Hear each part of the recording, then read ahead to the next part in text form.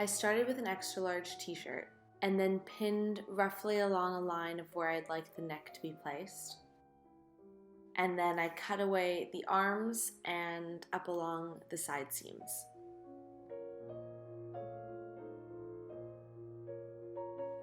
Flipping the shirt inside out, I then tried it on and pinned along the side seams to create the new fit for the dress. At this stage, I also made sure I was happy with the placement of the neckline. Being happy with the fit, I was now ready to cut it out, leaving a 1 cm seam allowance outside of the pins.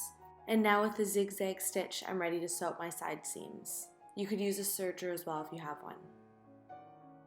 Trying it on again, I'm now making some minor adjustments to the fit. The neckline is going to be folded in with elastic, so if you just fold it in 1 cm, that's what it's going to look like in the end.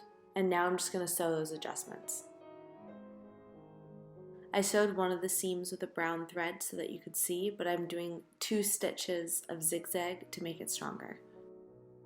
And then trim away all the excess and make sure all the seams align as well. Now time to put on the elastic. So I'm going to measure out the neckline and add 2 cm so the elastic can lap over itself.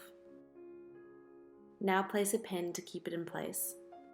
And with right sides both facing up, you're going to do a zigzag stitch along the elastic. The second stitch will be the folded over stitch. And now starting with the first stitch, zigzag along the elastic.